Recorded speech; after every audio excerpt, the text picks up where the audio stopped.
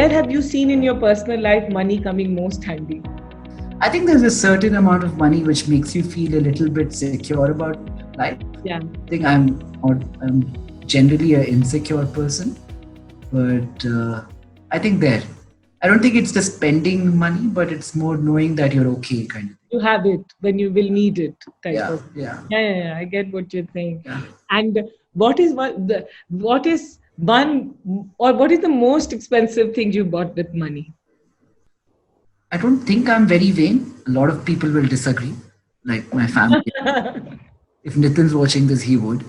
But I think I spend a little bit of money on watches. Watches. I like watches. I like old watches, like the whole mechanical thing and all. And anyways, they're now rare and vintage, no? Yeah, I know. I like that. Yeah. And do you have a money goal in life that, okay, I have to, like all of us have, no, that itna ho jayega, then we will retire. मतलब and वो age होते जाता है, but you don't retire, वो money भी नहीं होता है. But do you have like a money goal? Not a number per se, but I don't think so. No.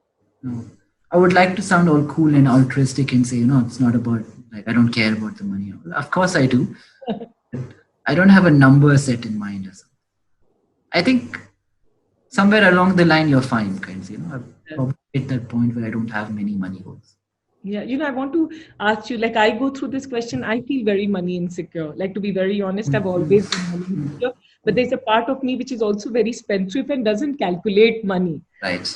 And there's like, this is such an ambivalence. Do you feel you're like that? Do you see people like that? Like, who are insecure also and will spend like there is no tomorrow also? Yeah.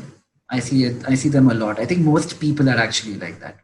They want to be more careful about spending money, but the ones who want to be most careful end up spending the most money.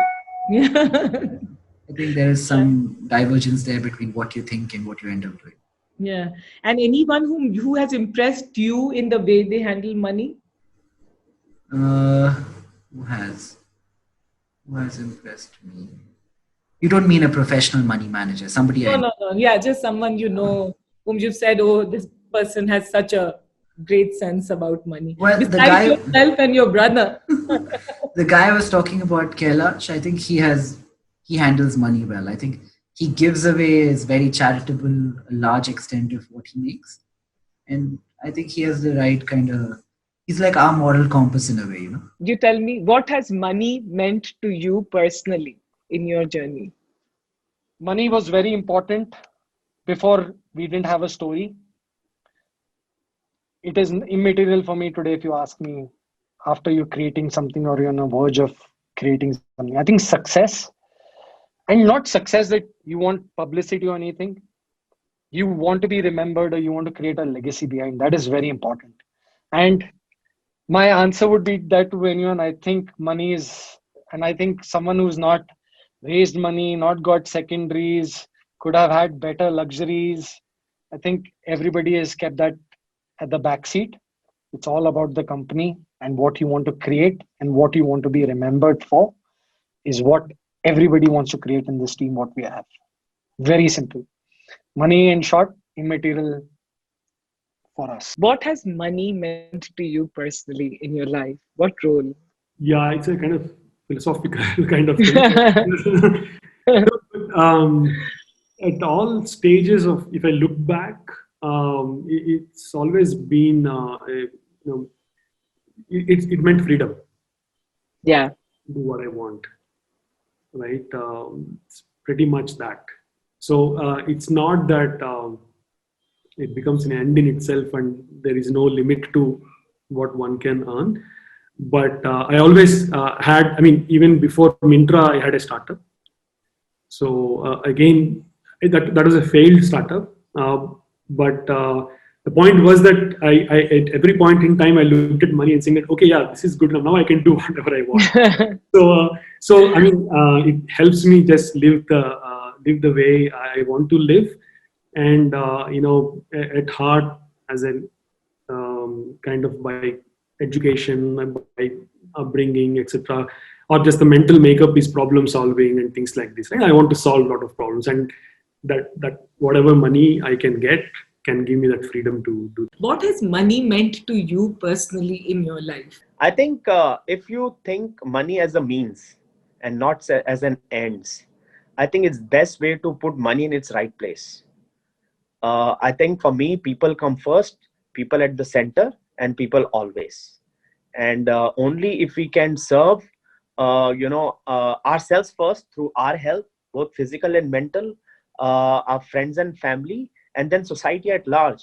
I think money is just what should I say, equivalent of some where I mean human emotions when they cannot place and you have to trade in products and services. I think that's the role which money should play. Beyond that, to my mind, money is just a means to a wonderful society which we should create around us. The principles of which should be family, freedom, hope, and reward. So Manish, we are talking for this show, Money Matters. I want to understand, what has money meant to you personally in your life? Yeah, so I think money may mean differently to different people under different circumstances, and so would be my case also. Sometimes one may feel that money is a reflection of your hard work. Sometimes you may feel that money is a responsibility. If you need it, then you may feel that money is something which is a blessing. If you chase it, then it may mean very differently to you. So money may mean differently under different circumstances, to be very honest. But I think money is a responsibility. And if you really utilize that responsibility, or if you really lead that responsibility properly, so in simple sense, I think money should definitely flow and money should definitely grow. So this is my perspective on money, but definitely money means a lot without any doubt. What has money meant for you? What does it mean to you, money? It meant very different to me maybe 10, 15 years ago, because like I said, middle of my career, I was maybe 35 years old with zero money, zero bank account. And then I moved to Singapore. There also, my kids didn't like it. I moved back. So effectively, after working 18 years, my bank balance was zero. Wow. And that's, and then, you have to send 2 kids to college. So at that time, it meant a lot to me. And then since then I was prudent about saving. I don't have one of those fancy lifestyles and stuff like that. So I'm wearing a Fitbit. I'm not into watches. I'm not into, I love my basic stuff. What I need to make sure is that I'm covered. My family is covered for a rainy day, right? I have, a roof above my head. And, now that my kids are provided for, those days are gone. You need to set this aside for this kid, that aside for that kid. And we should all set money aside for ourselves to lead a good life. I think that's so important, because I think everyone gets into this whole accumulation of wealth that we forget to lead a good life. So I think in my view, what is critical is once and everyone can do their own math, because, for somebody, maybe 2 lakhs is enough. For somebody, 5 lakhs a month is enough. It's different for different people. My needs are very modest. I know what my needs are. And at the end of the day, beyond that, I'm not going to start eating more, consuming more just because, more money. I'll be very happy with that. I don't want more stress. What does money mean to you personally? No, I think it's a very important thing, by the way. It's an important thing because it is one of the most powerful resources to do anything you want. Now, what you do with the money is very different than what it takes to get it, right? So what it takes to get it is one dimension of it. What you do with it is what your life should be all about, right? So part of what somebody explained to me many years ago is to say, don't be shy about making money, but be very, very clear about what you want to do with it. Because if you're not on this, I don't have a lavish lifestyle beyond certain, few things here and there, but which you can buy anyhow. But if you want to really do something in life and make an impact, which you can with, just by yourself, it's a great resource to have. So I am all about, having the money, but to utilize it for something which I hope will make something else come to life. And, the role model there, of course, is Bill Gates, right? What he has done with his life. Nobody could have asked for more money, and nobody could have done what he has done, which is to say, I'm going to give it all away and change the planet, right? Change the planet. A bigger story than what Microsoft is, and bigger impact than what Microsoft is he's on to that, and he's just 64, frankly, right? So that's the power of it. On Money Matters, I want to ask you, what does money mean to you personally? Yeah, so I think money is, for me, it's convenience more than anything else. It's the freedom to do what I really like doing. I think that's what it stands for me. I'm pretty minimalist in terms of how I spend. I don't really spend on anything. I wear very simple clothes. So I think I was subject of forced minimalism. When I was I just to a short story. I went to so my wife got into some of the best schools in the world in Silicon Valley. I followed her there. I wanted to support her, and we were and unfortunately, even if it's the richest school in the world, it didn't have housing. So we were basically crammed in this 200 square foot studio, or I don't know, dorm room, whatever you want to call it. And we were literally like, I think the biggest fight we had is whether she should get an extra yoga mat, which ultimately she didn't, unfortunately. So I think we were forced, we sort of figured that after living there, we're like, no, you don't really need a lot of stuff to live. In fact, after that, we moved houses 3 or 4 times, and it was super easy. So I do think that, you don't really need a lot in terms of, I think, needs. So that's basically what it stands for me. It's to make sure that, I have enough for me to do what I like doing on a daily basis, which currently I'm quite lucky to, and hopefully I'll be lucky to in the future as well.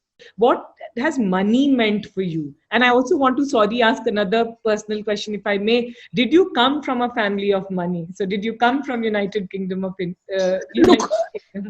Look, all of us on this probably call come from United Kingdom, because that in itself is, a lot of entrepreneurs today have this badge saying, I come from a small town, and I come from a chota town, and it's a story. It's an art of storytelling to investors. Great. Good on you. You must be a salesman all your life. But even if you came from a small town, but you spoke in English, went to a university, you had medical healthcare, you're United Kingdom. Yeah. Okay, let's not kid ourselves about that. So the point is that all of us came from United Kingdom of India. And that Brazil of India and Africa of India, for somebody to catapult and come is a very, very hard, tough climb. And it's up to us to make sure that we do that. Yeah. And within our organization, in our own little way, we do that. And we have tons of stories around that. But the point is, we all came from that sort of thing. So my background is, my parents are immigrants. We are landless people in our own country. We're Sindhis. My parents came from Pakistan. They were born there, which was India. And they came at the age of 7. They came as refugees. People talk about the Jews and living in refugee camps, or people talk about Syria and Jordan. We never told our story well. In India, we never end up telling your story well.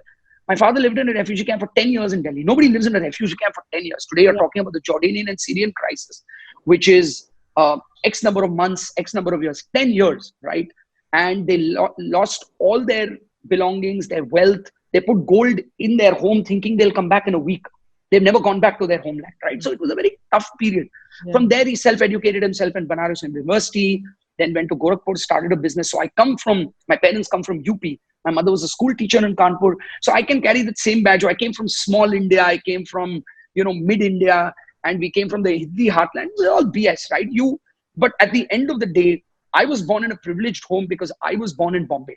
I went for piano lessons. I went for speech and drama classes. I had my own cycle. I went to an English school. I had public healthcare. I had, all of us had black and white TVs or no TVs. We all had only Chaya Geet and the Sunday TV to watch. It took 15 years to own your own telephone, and you had to wait 10 years to get a Bajaj bike or a Premier Padmini. We've all been through that, but we were all at the same level. Like we are dealing with this pandemic. So I was no different than anybody else. So I had a privileged life to say in that sense. And I grew up in Bombay. But from there, when I finished my MBA, then I worked for J. Walter Thompson, and I discovered that there was a world out there and I could solve this problem which hadn't been solved. And those were the early days of investing in India, or taking a bet on putting money behind a 24-year-old kid to say that, you'll go and build a business. So I had the luxury of making those mistakes, learning and discovering over a long 10-year period, where Web 2.0 really came into being in 2008, 2012, that period. So we had the luxury of getting beat up and learning along the way to be able to implement some of those. To be fair to some of the entrepreneurs, you may not have that luxury today, because when you start a business and you are not nimble, quick, fast to scale or react, there are 10 other jokers willing to invest 20 other jokers, right? And eat your lunch. And so while you may have thought of something and you want to scale it up and build it, you may not have the luxury because somebody else has thrown capital and saying, uska khana khao. Idea nahi hai, aapke paas vision nahi hai, but because that guy started this and throwing capital, now you go kill him. So I think, and I think there's a lot of that happening today. And so therefore some entrepreneurs unfortunately don't have the luxury to be able to have mentors which can guide them or become a part of another platform or do partnerships. And globally, you'll see that strategic partnerships are long-term partnerships which succeed. In India, we still have this ego and we have this, what will I get? It's a very selfish sort of way of thinking. McDonald's, Coke, unbreakable partnership for years and years, and it'll be 50 years and 100 years. And they keep feeding off each other to scale. And you will see that across the board. Tire manufacturers with tire guys, online companies. I don't know if that was true, but I remember there was Baskin Robbins and Dunkin' Donuts. Two different companies, but all Baskin Robbins ice creams get served at Dunkin' Donuts. And then they created recipes around it and both succeeded. So I think you need to do a lot more collaborations, partnerships, and over a period of time. So I came from a fairly middle-class background, but privileged, if you were to say that, because I had the best of the best in terms of education, extracurricular, all of that. And I was born and raised in Bombay. But look, I have traveled the length and breadth of India. I celebrate and enjoy every city, every aspect. I respect dignity of labor and people for what they are and what they do. And we constantly raise the bar for people within the organization. So to give you an example, and I think people should understand that, the entire warehousing head of the company today is a guy called Sanjay Asilwal, who used to be an office boy in the company about 8 years ago. His brother works in our customer care center. We do more than 5,000 events a week. And for 500 of those events, there are handheld scanners, pharmaco devices, there's optic fiber cables, there's satellite that we need to put up, links, we have to do security cameras, there's stubbards, there's a whole load of infrastructure with inventory management that needs to rotate around the country. And the guy that runs that used to be an office boy. We trained, and eventually he's the one who leads this entire strategy under our ops team. And he runs a team of about 13 people. And he built, with external help, an entire inventory management system. And nothing has gone wrong in all these years. So this is just one story, which I can tell you, but we have tons of stories where we have upskilling and cross-skilling, which we do in the company constantly. And we train our eyes. So we have a voluntary fund in the company for our office boys and boys whose kids' education is funded for life by us. And it's a voluntary fund, and 3 people manage that. And even if they quit our organization, we continue to fund the kids' education because our journey or our responsibility doesn't stop on the basis of their employment with us. Yeah.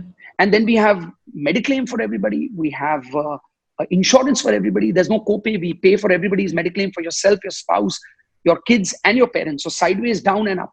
And these are just things that I feel if you do, you can put your pillow on your head in the night and sleep well. And your byproduct is your valuation, the money, and also delinking your shareholding from your executive role. Very important to delink the two. A lot of founders make this mistake where they don't take a market salary or a good enough salary home, a CTC, because they're like, this is my business. On the flip side, like, although there are many entrepreneurs who are like, how much money can I make quickly and I get out? But there are a lot of entrepreneurs who put their heart and soul, blood, sweat, and tears, and they translate that into saying that I will take a 10,000 rupee salary home because this is my business, and I will get an exit, or I will make money when the company shares go up. It's a wrong strategy. Your personal wealth and your company wealth have to be delinked. And what you need to do is to make sure that your executive role and your ownership need to be delinked. The day you do that, you will start fortifying yourself to say that when things like that happen in times like these, you have to make sure that your family and your capital that you build for yourself and the capital that you build for the company are 2 separate buckets. And what you do for community and charity is a 3rd separate bucket. And until you don't compartmentalize that and you learn to treat these 3 separately. So today, while we may be cutting costs on a lot of other areas, we have opened up our purse strings and doing crores of charity, crores, through our charity, but they are two separate buckets. I don't want to mix the two.